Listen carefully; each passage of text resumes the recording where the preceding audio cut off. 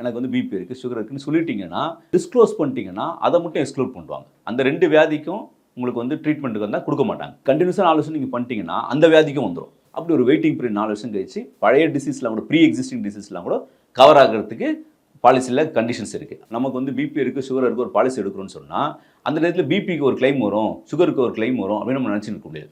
ஹாஸ்பிட்டலில் பொறுத்த வரைக்கும் என்னன்னா, நமக்கு என்னென்ன டாக்டர் பொறுத்து தான் நம்ம ஹாஸ்பிட்டலுக்கு போவோம். ஹாஸ்பிட்டல் 2ஆம் பட்சம் தான் நமக்கு.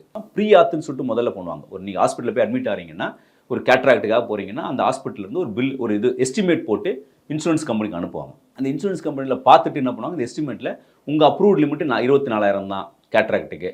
நீங்கள் வந்து 50,000 கேட்குறீங்க, 24,000 மேலே செட்டில் பண்ண மாட்டோம். ஆனால் 24,000 நீங்கள் கிளைம் வாங்கிக்கணும்னு சொல்லி நாங்கள் ரிப்ளை ஒன்று பண்ணுறோம். ஒரு ஃபைனல் அப்ரூவல் ஒன்று அனுப்புவாங்க. ஒரு நாள் ஒரு மணி நேரம் 2 மணி நேரம் எக்ஸ்ட்ரா ஆனால் கூட பொறுமையாக இருந்து அந்த பில்லை அனுப்பிட்டு கொஞ்சம் டாக்டரோட நெகோஷியேட் பண்ணணும். அந்த நேரத்தில் நம்ம வந்து அடுத்த ட்ரீட்மெண்ட் வரணும், அடுத்த ரிவ்யூக்கு வரணும் நமக்கு மைண்டில் ஓடிச்சுன்னா கஷ்டம் தான்.